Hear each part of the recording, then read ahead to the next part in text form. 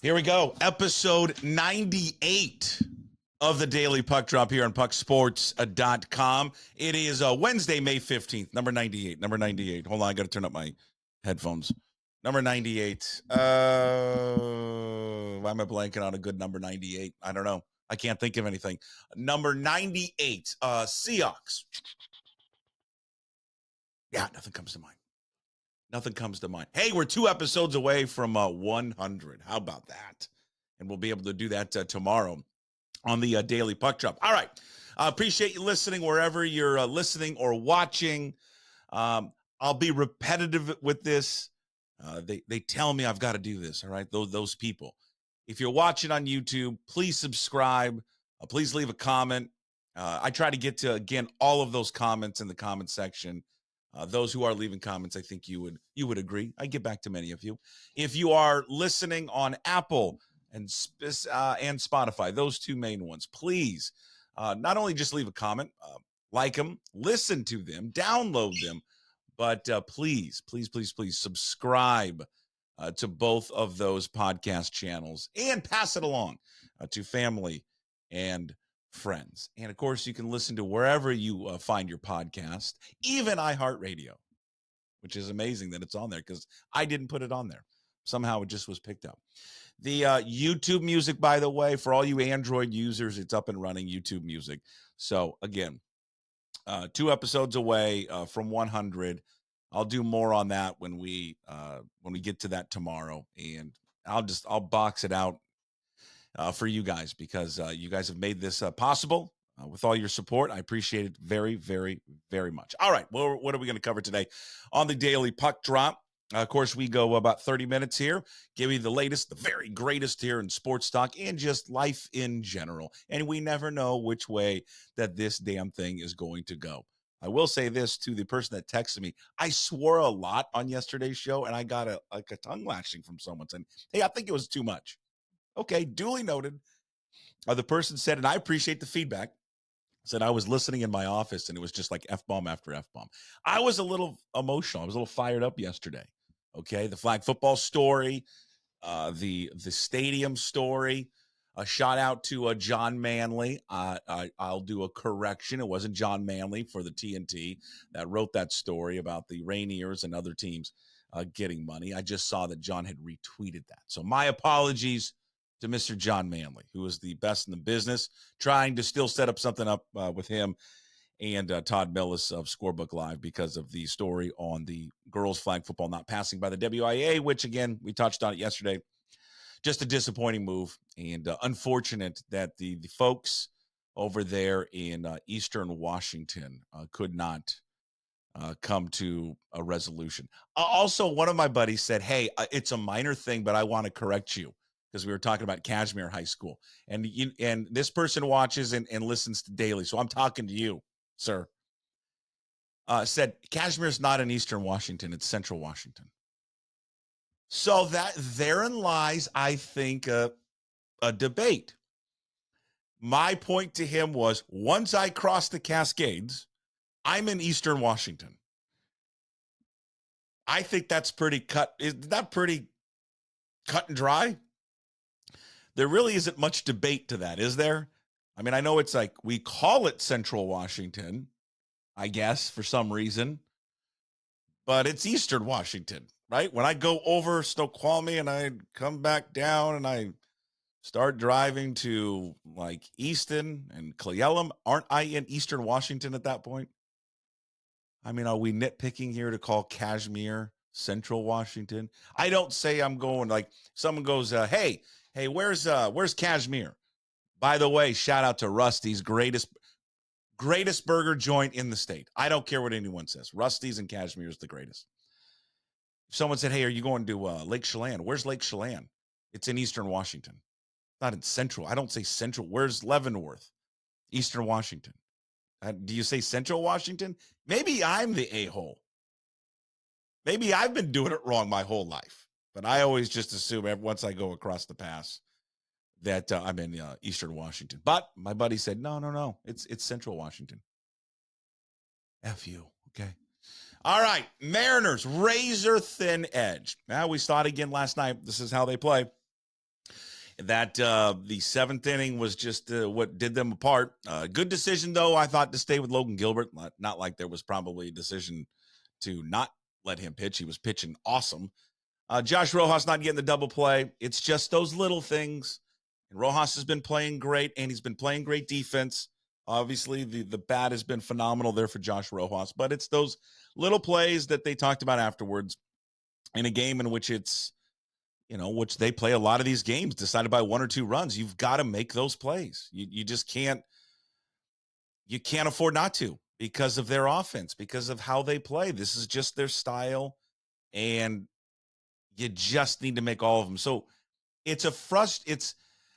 they can be frustrating to watch because they can't make many mistakes in the field, especially like when Gilbert's on the mound. And Logan Gilbert's got to get pissed off sometimes and be like, what the hell, man? Why can't I just not have one of these games? Pause for a sip of coffee. Why can't I get one of these games where I don't get I get 8, 9 runs of support or something? Like, can I get one of those one time? They don't get the double play. Velasquez hits the 3-run home run. Ball game over. Again, you got to feel bad a little bit for Logan Gilbert to a degree. He obviously gave up the 3-run home run, but again, his defense not able to kind of pull the trigger there, Rojas, and turn that.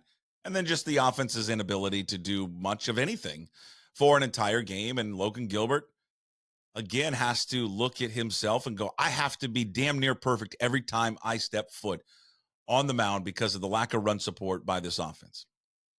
Rinse and repeat. When it's going good, when they get good pitching, they're still going to strike out a ton, but when they can hit home runs for the most part, that's the success of this team. They did get the home run there by Mitch Haniger. That was late, though. Luke Raley continues to hit 357 slash line, 438, 714. He's got 3 home runs. He's driven in 7.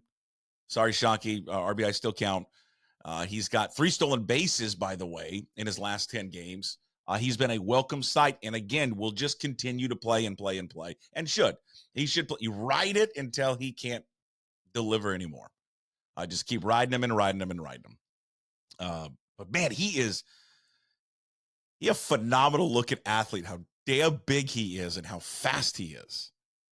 Like, that's pretty remarkable. I'll say this, no fault to his own. Okay, whatever. Not the greatest interview.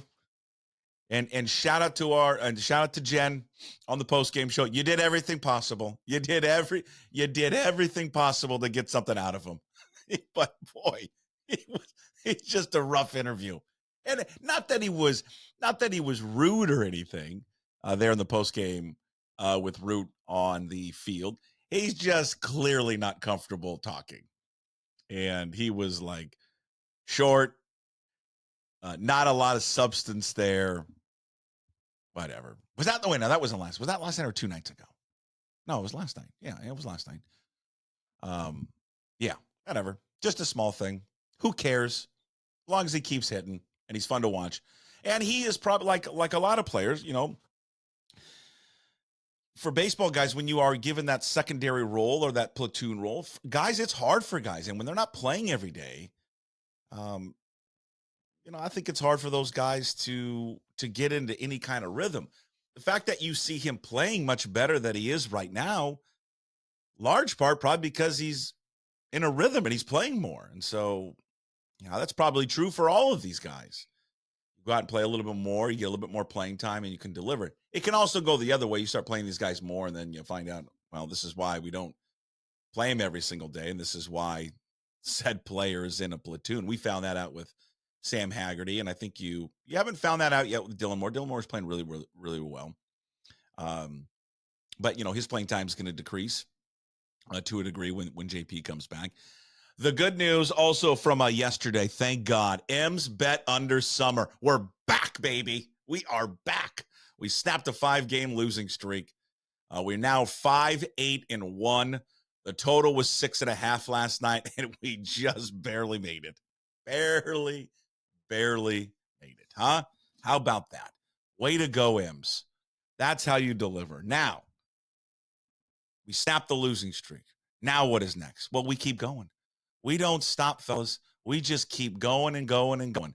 And we will continue to bet the under as long as we can, as long as we possibly can. We made it by just the nose last night. Now, tonight's total, or today's total, because it's a day game, is 7.5.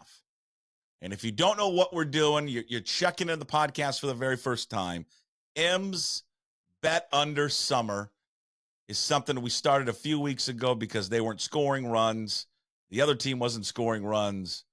And they were every game was under 7 runs, it felt like. So we said, well, let's just start betting on the under. Let's have fun with this. If they're not going to score any runs, but yet their pitching staff's going to hold everybody down, let's make a few bucks. And we were off to a great start. But we ran into a little bit of a buzzsaw in the last 5 games, but won last night. So that's what we're doing. We're using the DraftKings Sportsbook app as our guide for the total. Okay. If you're up, you can go up to the Tulalip Resort, make a bet there. Got to be on property to do so. But the DraftKings Sportsbook app total is 7.5 for today's game. Right-hander Alec Marsh gets the ball, 3-0, 2.53 ERA. He's been on a little bit of a heater lately. Last 3 starts, he's allowed 3 earned runs. Brian Wu will get the ball. Up and down performance in his first start against Oakland. And remember, he left that game with forearm tightness. That's something you got to keep an eye on here today. Kind of watch that closely in today's game. You know, does he have more of those issues that he had in the Oakland game?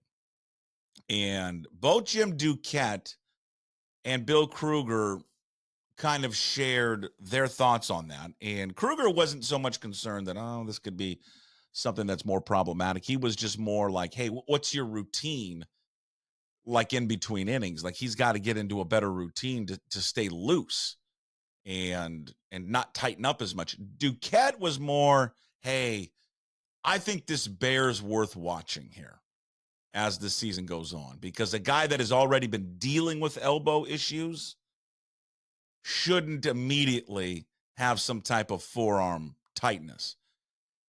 And for those who you were watching or you listened to Wu, he did have this when he was in his rehab starts as well in Tacoma. So I don't know. We kind of watch that and see how he performs this afternoon. I did kind of find what Kruger said interesting, where he thinks that Wu and his future really should be in the bullpen. That he thinks with his arsenal and his 2 pitches that he can attack you with, that he thinks he would be a great bullpen guy that comes in 5th inning, 6th inning, gets through, according to Kruger, maybe gets through that lineup one time, then you turn it over to their bullpen. And it's intriguing because of where their bullpen is at right now. You have Matt Brash, Santos. I'll just tell you, I don't think Santos is ever going to pitch this year for this team. I hope to be wrong, and it'd be great to be wrong, but I don't know. It doesn't seem good. I wonder if they give it a consideration. Hancock pitched yesterday, right on Tuesday for the Rangers, looked good. Certainly is serviceable to put him in that number 5 role if they ever wanted to do something there with Brian Wu and put him in the bullpen. Doesn't have to be permanent, by the way. It could just be something they kind of flirt with their situation in their bullpen, which both Kruger and Duquette, if you go back and listen to Monday's show, both agree, and I tend to agree as well, that the bullpen will be something, no doubt, that they will look at the trade deadline to improve this team. And as Jim Duquette said, of course, former GM for the Mets and the Orioles, so he's gone through this, much easier to add and cheaper, by the way. And with this organization, they're looking out for money. They proved that this offseason. They didn't want to spend a lot of money, so they will, as they get to the deadline, unfortunately, will try to acquire players on the cheap, even though that we, as fans, all want them to go big if they continue down this path where they're in it, and their pitching is going to probably keep them in it, to acquire players that take on contracts that are big, that maybe teams want to offload. We would love to see that. I highly, highly doubt that they will. They will go probably the cheaper route. And if they address the bullpen, those usually come at a much cheaper price than bats. All right, over to college football. We talked to John Canzano on yesterday's show, brought to you by Zeke's Pizza. If you haven't listened to that podcast, go check it out on all your platforms, YouTube, Apple, Spotify, Amazon. We chatted about the WSU and Oregon State times on the CW network. They finally came out with some of those times yesterday, in which you're going to be able to see Oregon State and be able to see Washington State. We knew that they had an agreement, obviously, with the CW network, but we finally got time. So for the Cougs, they open up August 31st against Portland State. That will kick off at 12 o'clock on the CW network. Texas Tech, that will be on September 7th. That will either be on Fox or FS1. And then a time is still kind of up in the air for that. I would assume that's probably going to be like a 3:30 start. September 20th against San Jose State. That's on a Friday, by the way. That is Dad's weekend. I know they call it Parents' Weekend. It's Dad's weekend. Just say Dad's weekend. It's okay. San Jose State, 7 o'clock on the CW. Oof. I don't know if the Puckett clan's going to make it to that one. I might as well. Nice. September 20th. It's going to be glorious. Yeah, we'll take old Goldie over there and camp out down by the river like we always do.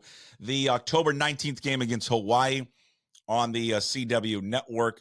It will be determined 12 days prior to the game. And John told us this about 2 weeks ago on the podcast, that there was going to be a couple of games like this where 12 days out, they get to choose the start time. So it's either, but you know what it is. It's not like 12 days out and it gets like 8, 7, 6 days out. And you're like, oh, what's going on? It's either going to be 12:30 or 7 o'clock against the Rainbow Warriors. I'll take 12:30 if we can just, if we're allowed to vote, I vote 12:30. The Utah State game is the similar thing on November 9th on the CW, either 12:30 or 7:30. And then finally, the last game, November 30th against the Wyoming Cowboys, 3:30 on the CW network. Speaking of the CW network, by the way, now I have got Fubo TV, the streaming service. Probably others have that as well. It's not on Fubo. It is on YouTube TV, by the way. I assume it's on well, I know it's on Comcast. So if you have got Comcast, you're fine. If you don't have Fubo, you're like, oh, here we go. Great. Got Fubo to watch the Mariners and Kraken like me and the Pac-12. Now I'm screwed. You're not screwed. I didn't know this, but this may change. But the CW network is free. You can stream it free. I just tested it out this morning. I thought that was a lie. I was like, no way. No way you can stream it free, but you can. So if you got a smart TV, and I would assume most people do, just download it to your TV and you can watch it free. Now, does it change when we get to football season? Do they start charging? I don't know. We'll find out. But as of now, you can stream it free. There is no subscription fee, no nothing. So if you have Fubo or you don't have cable at all, don't have any type of streaming service, just like Netflix and Hulu and all that kind of stuff, don't worry about it. You can watch the CW network for free if you are a Beaver or a Washington State fans. So I guess according to various reports, it appears that both schools are about to receive about $1 million per game. It's not a ton. No one ever thought it was going to be a ton of money. As Bob Thompson, the former Fox executive, told John Canzano, which John relayed to us on several shows, including yesterday's on Tuesday, that don't worry so much about the money. Easy to say when you have money, right? Don't worry so much about the money. It's just about eyeballs and exposure. And the one thing that this does, and their agreement with the CW network and Fox, is exposure. They do have exposure, and way more exposure than they ever did with the Pac-12 network. And a lot of these games, and for Washington State and Oregon State, a lot of the games were placed on the Pac-12 network. 99% of the homes in the U.S. have the CW network and Fox. So from an exposure and eyeball standpoint, massive improvement for both the Beavers and the Cougars. Financially, not so great. Can they survive here for the next 2 years? They get that war chest of what, $200 million. In addition to this, Oregon State's going to receive money from the Oregon legislature here in the next few years. That will help.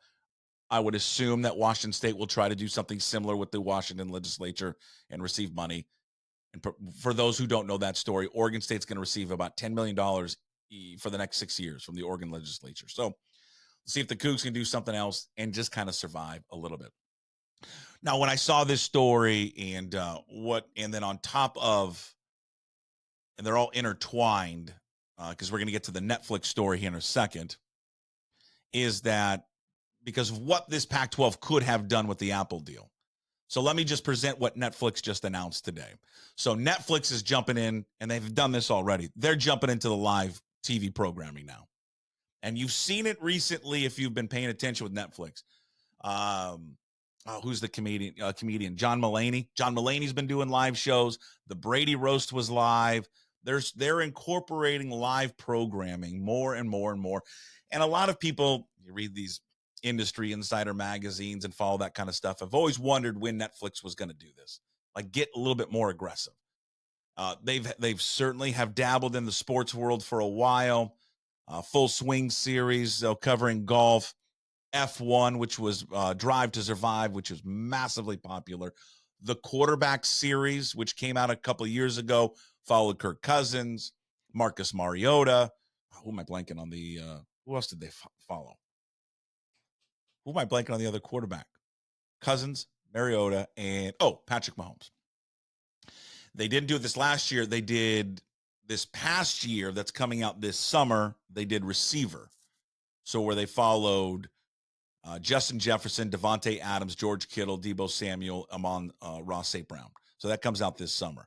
So they're getting into the sports world. The live sports world, now they're jumping in. There were reports that they tried to do the NBA play-in tournament. They didn't get it, but they're getting the NFL. So they just announced today a deal with the NFL.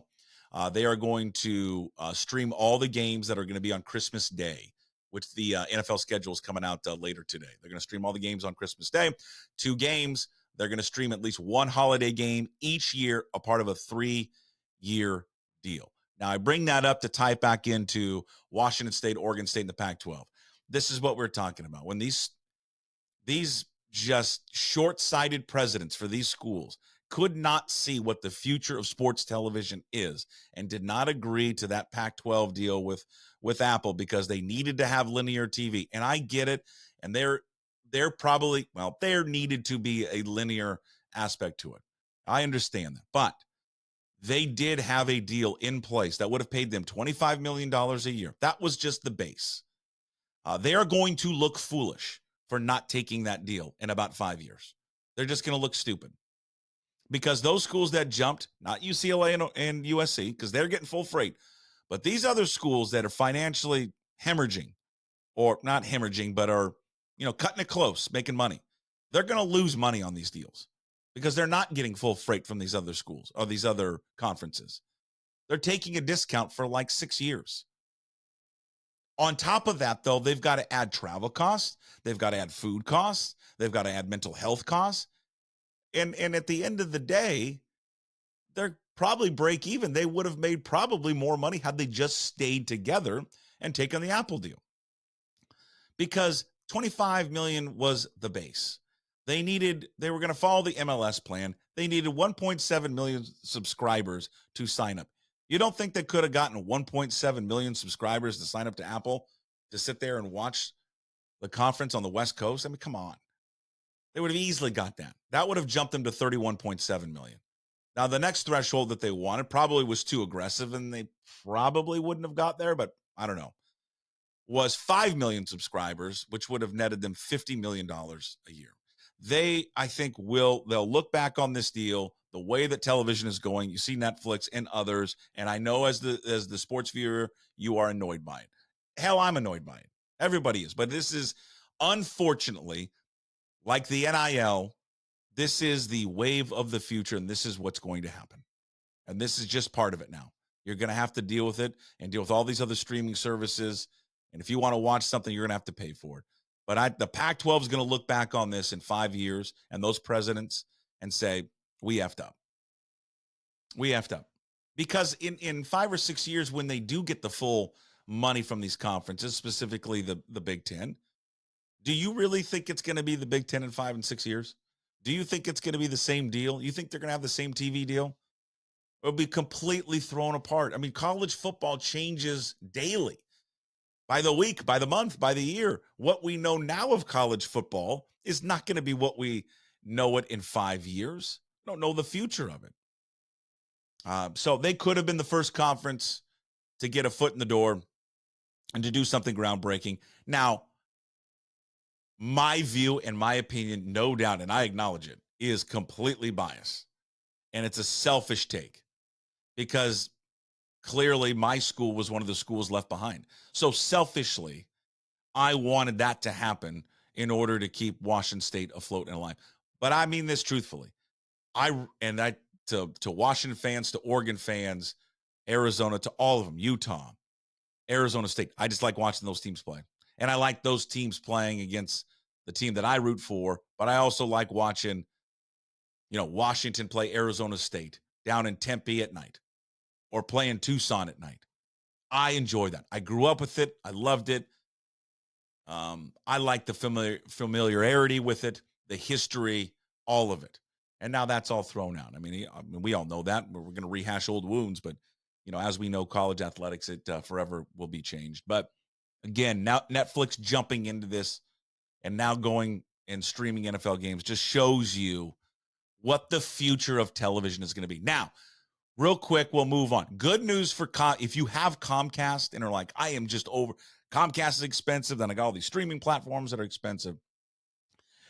No one knows how much this is going to be, but Comcast is going to release here later this month a bundle that they call Stream Saver that is going to bundle not only their package, but Peacock, Netflix, and Apple TV Plus. And it's going to come out later this month, again called Stream Saver. It's going to rival the package that deal between Disney Plus, Hulu, and Max. So it's their competitive bundle against theirs. No one can keep up with this. Can we just go back to black and white with antennas? I mean, where you had to get your fat ass up off the couch to go change the channel. Over to the NFL here real quickly. Kirk Cousins, great guy. He did his first interview yesterday, and he spoke publicly for the first time on the podcast Bussin' with the Boys, and just said, it does me no good, zero good to dwell on what the Falcons did. He is there to support the team and to support Michael Penix. Now, some will say, well, that's just what he's saying. Maybe that's the case for Cousins. Maybe he's just saying that, but he didn't have to say it. And just, the series that I watched, was we referenced before, that Netflix series, he seems genuine. And I think he is genuine. I think he knows he's going to be a professional. I don't think he's going to do anything that's going to derail Michael Penix's career. And I do think Michael Penix will pick up a lot from Kirk Cousins, because I do think Cousins comes across as an extremely professional guy, team first guy. Is he pissed off that they drafted Michael Penix? Yeah, he's a competitor. He should be pissed off. This isn't a Cousins fault. It's not his issue. It's not Michael Penix's issue. You want to blame somebody, blame the front office for the Falcons. And maybe don't blame the front office for the Falcons, because they're like, well, we are in a great position this year and next year with our quarterback. And then in year 3, we're even in a better position because we have a thoroughbred playing quarterback. So, but just good on there on Kirk Cousins. Speaking of the NFL, live show alert coming up. We are going to do it today because everybody's going to do it. And so we are going to be the official NFL scheduled jerk-off release party coming up at probably 4:45 today. Follow it on YouTube. I'll send out the link. Also on Twitter, X. You can follow me. If you're not following me on Twitter /X, Puck 2040. YouTube channel is at Puck Sports. Also up at pucksports.com real quick. Puck's PGA Championship pool is back. You still have time. You still have all day today. And I want to say until tomorrow at 7 a.m. Thursday at 7 a.m. or 6 a.m. I got to check the details. I probably should know that. But just log on to or go to pucksports.com. It's at the top of the webpage. Runmypools.com as well. Big shout out to the Sandman, Bill Sanders, for doing it. It's all there. Click on it. Sign up. Don't click on any of the ads. If they ask for a credit card, you clicked on an ad, okay? So don't click on an ad and don't give any credit card information. Just gotta tell you that. It's free. It's easy. You pick 5 golfers. It is the total money earned of those 5 golfers that you have selected. And again, I'll repeat this. There is not anywhere in this town that is giving away this prize package. No one is doing this. Okay? First place prize is a round of golf at Chambers Bay. Go look up the price to go play there, okay? First place, round at Chambers Bay Golf Course. Second place, I don't know. One of my favorite courses, could be the favorite, a round of golf at the home course, which includes a cart. Beautiful, great course. Here's why I love Chambers Bay and home course. No trees, except, I guess, one, right? And you can beat the ball around everywhere. Still challenging and hard, but you don't lose balls. I like that because I have a tendency to lose a lot of balls. Third place, $100 gift card to John Howie's Steak. Again, no one, I repeat, no one has that golf package that is giving to you, the golf fan, the sports fan. Go to pucksports.com. Puck's PGA Championship Pool is back. Quick and easy. 5 golfers, money earned. That's how we determine it. We keep it nice and simple. Again, just log on. You have until tomorrow morning to do so. Pucksports.com. All right. Hey, what the puck as we wrap up quickly with some news and notes. NBA. Jokic. I shake my head every time I watch the guy play. I just don't know how he's so damn good. I mean, I do. He's just phenomenal. I don't know if he's the best player I've ever seen. I mean, he's not for me. George Karl, when we did our first episode of Iconic Sonics podcast, which you can find anywhere, by the way, Iconic Sonics podcast, shameless plug, including our episode with Nate Silverman last week or 2 weeks ago, talking Seattle Storm, the impact of women's college basketball. We got a new episode that's going to be coming out here probably next week or the next 2 weeks. I'll keep you posted on it. But in our first episode, George Karl said he's the best I've ever seen. I mean, it's hard to argue with him because he's just phenomenal. 40 points, 13 assists last night, 7 rebounds. The Nuggets are back. The T-Wolves are shaking. They've got no answer for them. They woke up. They had their chances to put these guys away, but the Nuggets, championship medal, championship perseverance, came back and now likely will win that series. They can close it out on Thursday, but they've got the best player in the game. Absolutely. Just an absolute stud in Jokic. They smell blood and most likely will finish it off on Thursday. We need you tonight, Mavericks. Okay. In honor of the great Mark Aguirre, Derek Harper, a young Detlef Shrimp with a mustache, a slender, sleepy Sam Perkins, and for my money, some of the best damn uniforms in the 80s of those old school green Dallas Mavericks. We need you tonight, guys. We just desperately need you. You need to knock off those sons of bitches. I cannot stop. I cannot watch them anymore. Please. Game 5. Mavericks, the Dust Bowlers, 6:30 TNT. Mavericks, you have one job. Mark Cuban, you've got one job to do. Please beat them. Just get them out. I mean, I know we can depend on Denver to do it, and that's fine, but we in Seattle do not want to even give them the opportunity to get to the Western Conference Finals. We all hate them. We should hate them, and there should be a continued sports hate for that team forever. If you have a friend that says, well, I don't hate them anymore, they're not your friend. Find new friends. You don't need friends who tell you, well, I kind of still like them a little bit. Or, well, I'll root for, I don't hate them. Get new friends. They're not Sonics fans. They're not Seattle sports fans. All right. Bronny James. He's at I watched a little bit of the draft NBA workout combine. Hey, let him do whatever he wants to do. Okay. If he decides he wants to go play in the NBA, let him go play in the NBA. Do I think he's ready for the NBA based on what I saw at USC? No, not at all. But hey, to each their own. It's what he wants to do. It's his dream. Clearly, to me, what I watched at USC, and it's not the coaching. He's not ready for the league, like at all. He can't shoot. Plays. I'll say this about him: he plays hard. He plays really, really hard. He does not play like a guy who grew up like with a silver spoon in his mouth, and his dad's LeBron James. He doesn't carry himself on the court like that, and he doesn't play like that. He plays hard all the time. I love that about him. but he's not ready for the NBA. And if there's an NBA team out there, and I get it, if you draft him because you want to get LeBron, why I would do it. I mean, if I'm like the Sixers or the Knicks or whoever, yeah, you're damn right I'd take Bronny James to get LeBron. Why wouldn't you do that? Finally, rough start for Caitlin Clark. Struggled in her debut. 10 turnovers. I bet you she's never had a game in her life with 10 turnovers. I would, willing to bet.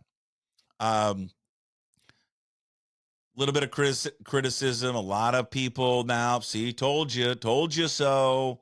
Told you she'd struggle. It's one game. She's pretty damn nervous. It's going to be better competition. She'll be fine.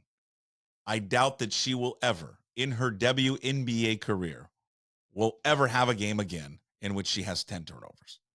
Guaranteed. She'll be fine. But I'll say this. We talked about this yesterday. The people would come out and start doing this. I guess you can say any attention is good attention. So there you go. All right, that is the Daily Puck Drop, the DPD. Every day we release it at 10 a.m. Coming up on later, we're going to release, coming up before 1 o'clock, Ryan Divish, Brad Adam. We're gonna record that soon. We're going to drop it before the Mariners game, pregame, a little Puck's Best Baseball pregame show with both Divish and Brad Adam together. Why are we doing that? Well, we're going to do our NFL schedule live show coming up later today. So we're going to go at 4:45, which would make it tight to do one of those guys for our Puck's Best Baseball postgame show. So we said, let's have you on together. We'll do pregame. We'll talk Brian Wu, his situation, Luke Raley, Julio, Logan Gilbert. We'll talk all things M's. That will be dropping here shortly at pucksports.com and wherever you watch or listen to this fine program. Thank you as always. Appreciate all the support. Love talking to you guys every morning. We'll talk to you again tomorrow, which will be episode 100 here of pucksports.com. Until then, we promise to be better. Shirt, no shoes, no ties. Would anybody like to smoke some pot? Yeah. I was born to love you. I was born to lick your face. I was born to rub you. But you were born to rub me first. What do you need my address for? We'd like to send out a mailer. Mother of mercy, I don't speak Japanese!